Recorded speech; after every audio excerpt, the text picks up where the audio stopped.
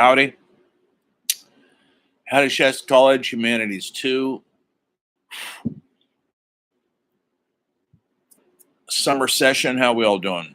Staying cool out there because it's not easy right now. We begin a new week. It's going to take me a couple days to grade your last essays, so have patience on those. Keep up with your journals. You know what you're doing by now, hopefully.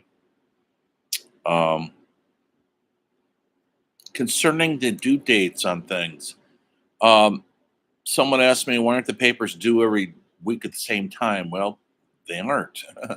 It changes every week. Depends on how slow I am or fast I am on the grading. But you all have the same amount of time to do the papers 1 week.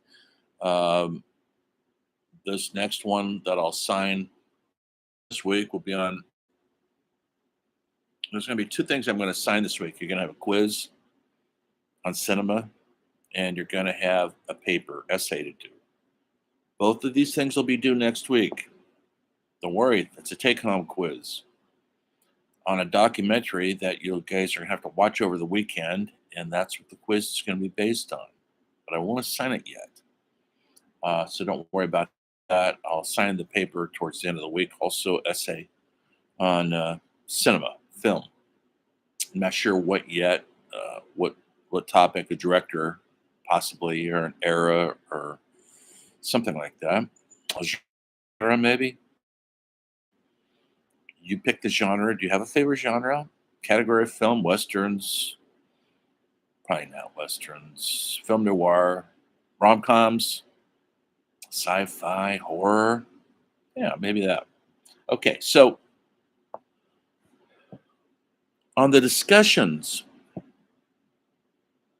everything is open for a week. After a week, it closes down.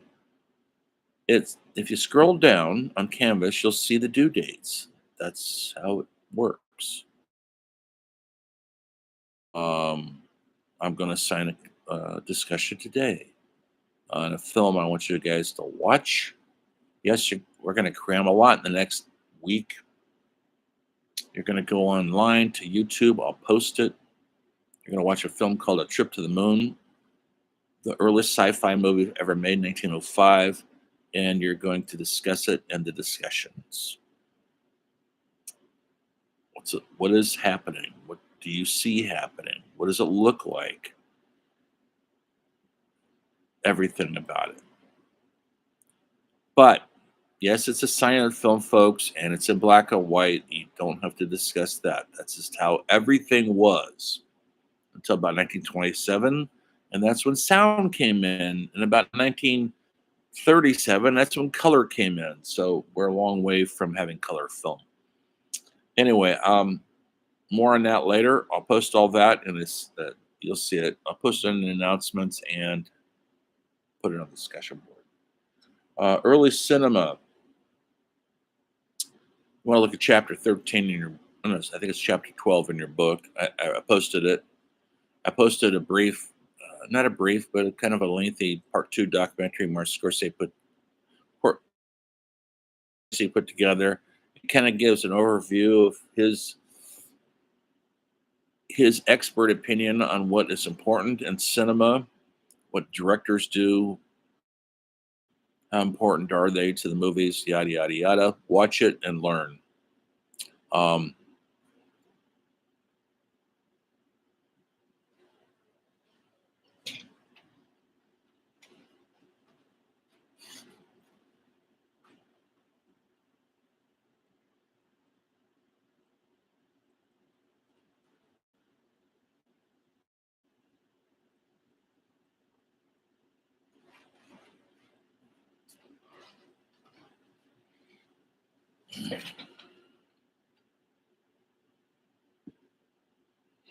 So, early cinema. Actually, film camera, film, celluloid, long before the digital era, was discovered latter part of the 19th century by someone you're all very familiar with. If you have a light in your house, you know what I'm talking about. Thomas Edison is the supposedly the discoverer of camera projectors, and the first he put out the very first movies. They were primitive, obviously. They would last for a minute. It would be a man on a horseback, a woman dancing to like ballet, a muscle man lifting weights, a couple kissing. That was a controversial one because we've never seen that before. We've never seen any of these images before. One of the early narrative films made in this country was called The Great Train Robbery, filmed in New Jersey, by the way, a Western. And it's just short. These are short movies, 10 minutes long. You can check them out on YouTube if you so desire. And they tell simple stories. They're silent, meaning there's no spoken dialogue, but there is music. And sometimes there's sound effects, like gunshots or horses running. That was all put in later. But we had no way to record sound in those days and put it directly into the camera like we did later on in the 1920s. And so Thomas Edison was the godfather of all movies. Were doing very similar work, and they were even more expansive. They essentially started the first movie theaters.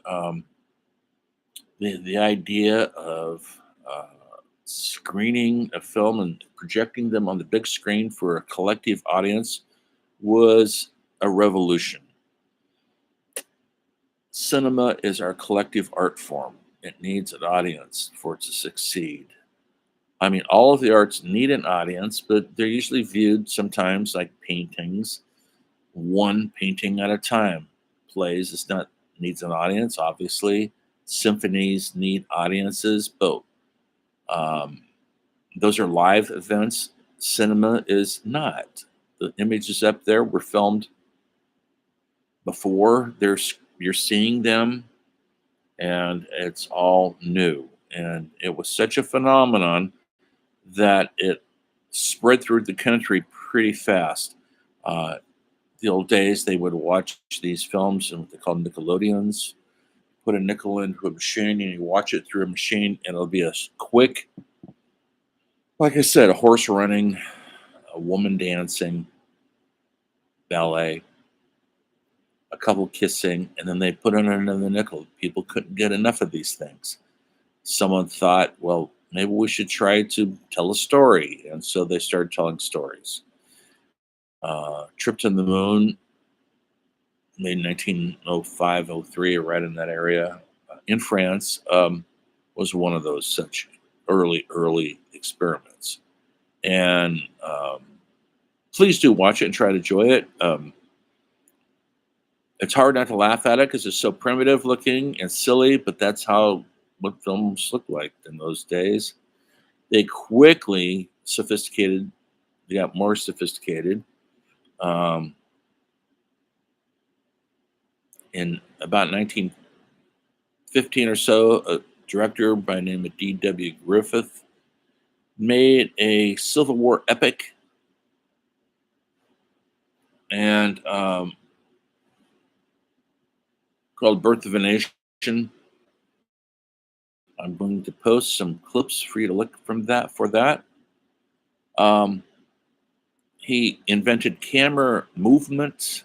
He invented essentially modern camera techniques like moving the camera, close-ups of an actor's face or an object in the frame. D.W. Griffith created essentially what we think is modern cinema, but there's an asterisk on his name because if you ever get to watch Birth of a Nation, and you can, it's free on YouTube, it is considered a racist film. DW was born and raised in the South, and he filmed what he saw in the Civil War. So, and the story is essentially slaves break out of their slavery, and they're invading the town, and they're supposedly a threat to the women. They want to rape the women and rob the men, and it shows African Americans as being untrustworthy and shifty and rapists, and and then they're being attacked at a farmhouse by the black slaves. Uh, they're defending the farmhouse. Very exciting stuff. Lots of action. Never seen anything like this before. And who comes to save the day? Not the army, but the Ku Klux Klan. That's right. The heroes of the peace are Ku Klux Klan. And they come saving the day.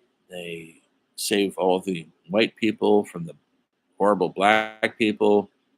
And the day is won by the KKK.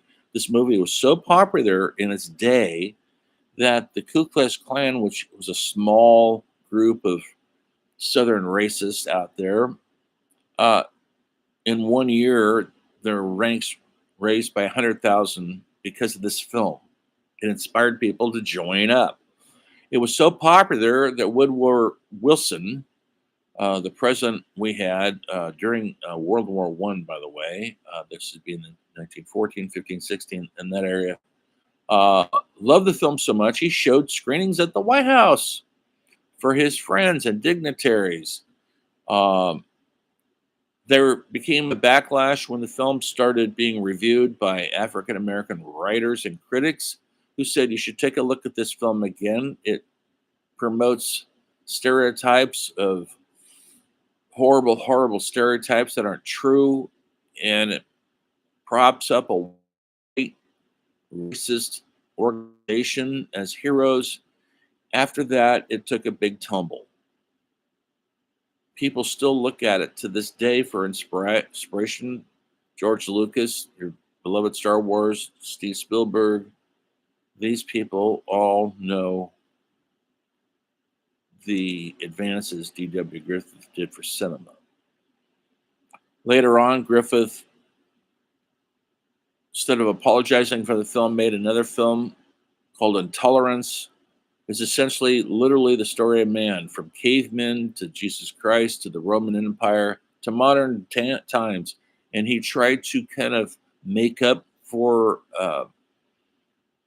the bias he had in the other film. And Intolerance is an incredible experience to see. He built huge sets, he had thousands of extras. That's, people in the background, costumes. It was a huge production.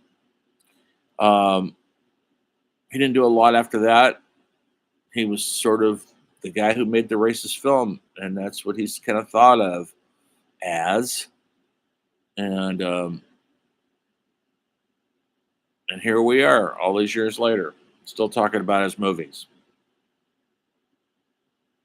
There was a lot of films being made in Europe at this time, also, but I'm going to stick to America right now as much as I can, because we don't have a lot of time to do European or Asian film. We don't. Um,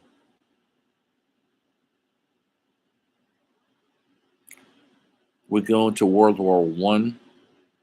It's our first mechanized warfare we ever had in this country. This is what's going on in the culture.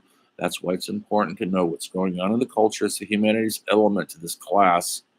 What's going on in the society at large? Well, we're just went through World War One, a devastating war. They called it the war to end all wars. They didn't do that, folks, because we go to war quite often. Um, but it's the first time we had machine guns and airplanes and submarines, and um, the old style of warfare suddenly came to a halt because the weapons of mass destruction were too brutal to do it the old fashioned way, which is a bunch of guys charging at a bunch of other guys. Well, when you do that with machine guns, it's not going to end well. So we survived the war. We came out of it. Europe is devastated. The Germany lost. Hitler is a young man now, but he's starting to get ideas about making a comeback. That's not happening yet, but it's starting there in Germany. But it's clear over there, and so we're not that worried about it. And so now we have 1919 or so women get the right to vote for the first time. But it's also when they started prohibition. They made alcohol illegal. For 12 years, it was illegal in this country to buy alcohol anywhere. But that didn't stop us from getting our party on. All of a sudden, these speakeasies popped up everywhere, and a speakeasy was essentially a private nightclub that served liquor. You had to be a member of it, and they became hugely popular. And yes, the police knew where they were. They raided a lot of them to try to stop it, but it was hard to stop the party. We were in a party mood. We survived World War I. Things were happening in the world. People were able to buy cars for the first time. Automobile was getting to be more common, and they were still expensive, 500-600 bucks. That's a lot of money in those days. And so people were more mobile. Women got the right to vote, and they stopped um, dressing in Victoria garb, which was really high collars and long hair. They cut their hair. That's right, folks. They cut their skirts and the mini skirts. Yes, they did. They're called flappers. And they started smoking cigarettes and drinking with the boys. Never happened before. And the Roaring Twenties was a good time for everybody in the 1920s, except for African Americans. When they came back from the war, they thought they were going to be greeted as heroes. They were not. Jim Crow was still popular throughout the land. That's a racist laws in a lot of states, southern states mostly, where a black man can be lynched legally for simply talking to a white person or looking at a white woman. You could be lynched and killed over it. That was still the law of the land. When blacks are treated like crap, and so they had to behave themselves. In the middle of all that, the literary scene in Harlem, led by W.D.E. Du Bois and others, was starting to thrive. Black Americans were writing about the Black experience, and they called it the Harlem Renaissance. I covered that a bit in the literary literature segment of this class, and so things are popping in the country. Industrial age is on big time, and movies showed how they changed. During the 1920s, there was a trio of comics who became very, very famous, and they depicted our sense of humor and the fact that we wanted to see things that were joyful. And trio of comics, maybe you've heard of some of them: Charlie Chaplin, Buster Keaton, and Harold Lloyd. Probably you don't know Harold Lloyd too much because Chaplin and Keaton outshone him, but these guys were the Jim Carrey and Adam Sandler of their days. And they were hugely popular, and they were making money in Hollywood. Hollywood all of a sudden became the dream machine. They were making money. Pirate films, women in distress films with Mary Pickford, and pirate films with her husband, Douglas Fairbanks, who was a stuntman and always performed without a shirt usually, and he was a pirate. And really, he was like an action adventure. He was the Jack Sparrow of his day without being a bore. Um, so things are really popping in the Hollywood film community. It became an industry during this time. Studios were built, and some of them are still there. The ones we grew up with, a lot of them are gone. But Metro Goldwyn Mayer, MGM, Warner Brothers, and others were starting to develop because they became like a factory. They had lots of property down there in Southern California. That became the designated film capital of the world. Why? Simply because of the weather. The weather was just perfect for filming outside all the time. These studios were built by these people. The more money they made, the bigger the studio. And they started putting out product. 5, 10 movies a year, certainly went to 100 movies a year. People couldn't get enough of going to movies. The audiences loved it. And they were showing these movies in large movie theaters now, palaces. Maybe you've seen some of these. The Cascade Theater in Reading uh, was built in the 30s, but that's kind of what they looked like. They're very ornate movie houses, very fancy, because it was a big night out to go to the movies. You got dressed up in your best clothes and you went to the movies. It was a big social gathering. It's our collective art form. You need to watch a movie on a big screen with an audience for it to be really effective. You're laughing at the comedy, you're squeamish at the horror. Yes, there was horror movies in those days, but they're a little different than they are now. They weren't violent slasher films like they are now.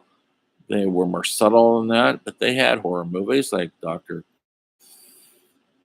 Cabinet of Dr. Caligari, which is a German film. Nosferatu is another German film about a vampire, not the handsome vampire of Bram Stoker, Dracula. Far from it. He's looks like a rat. And these are horror. They're really horrifying films. The imagery was very imaginative. All the stuff is on YouTube. I hope you guys watch a silent film. I'm gonna make you watch this one, which is about less than 10 minutes long. But anyway, so this is all going on in the 1920s. It was happening when booze and partying was illegal, but didn't stop people. Everything started crashing in about 1929 when the stock market crashed. The party ended. A year later or so, prohibition ended. You could drink again, but nobody had any money for booze. 1927, films changed from silent films to sound films. We figured out a way how to speak into a microphone and put it onto the film itself, on the actual celluloid itself. And the jazz singers considered with Al Jolson, which is Aljo considered the first sound film, but it's not a total sound film. Most of it's in silent, but he does sing, and that's not silent. And he has some conversations with a microphone. They were still developing the process, so it's really primitive, but it changed everything. Overnight, people who were used to silent films, they didn't miss sound. Now they didn't want anything else. And the film studios had to figure out a way to record sound. Then they built these huge, gigantic sound stages, they were called. Maybe you've been to Universal Studios, maybe you know what I'm talking about. They're airplane hangar size, soundproof buildings, because they had to soundproof everything from the outside noise. So these recorders wouldn't pick up car noise, people noise, airplane noise, weather noise. And so these huge behemoth sound stages were created because most movies were made in these sound stages, on these sound stages. It wasn't just a few directors who wanted to go out in the real world to film out on the streets of America, but it was hard to do because of the sound issues. But people were doing it, like it happened one night, 1934. Film that won essentially the first rom-com ever made. Frank Capra directed it. Claudia Colbert, Clark Gable starring in it. And it's a romantic comedy. It's a speaky, and that's what they called them. Talkie. Now, from then on, film changed radically. And we went from a visual storytelling to a lot of audio, lots of talk. A lot of people felt films lost their way because it went from visual delights to talking all the time. That's kind of like what TV is right now. Lots of talk, right? They're explaining the story because they don't have the ability to show the story visually because they don't have the time or the budget. Yes, they're visual. A lot of it is computer generated visuals. If you watch uh, superheroes on camera and stuff on the new movies on Netflix, whatever. Um, Early filmmakers didn't like it. They felt that movies are about the camera. They're called movies, not talkies. The camera got less inventive. The acting got more inventive because now people could express themselves through verbal, like we normally do. And new stars are made during the 30s. Silent film stars fell by the wayside, mostly because a lot of them were not American. They're foreign countries. Rudolph Valentino had a very heavy Italian accent. Um,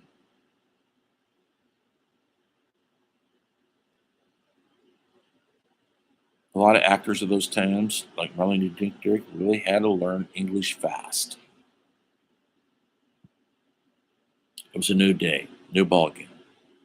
Then later on, some inventive filmmakers like John Ford, Howard Hawks, Frank Capra figured out how to do a mixture of visual medium and the sound. And that's kind of like where modern Hollywood is. We're still doing that to this day. Um, in the 1930s, the stories, because of the Depression, or how to keep people going to the movie theaters was important. How did that happen? Well, they made stories that they hoped the audience wanted to see. They didn't have jobs, you couldn't pay your rent, but they're still going to get your nickel or your dime at the movie theater. And so they made these kind of lightweight musicals, mostly with Fred Astaire, that were very enjoyable to watch.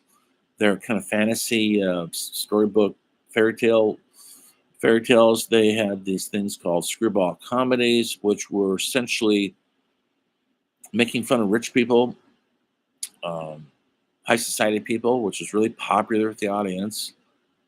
Uh, there were horror films, but they were really based on monsters, actually, like Frankenstein's monster, Dracula, the Mummy, the werewolf, the Invisible Man.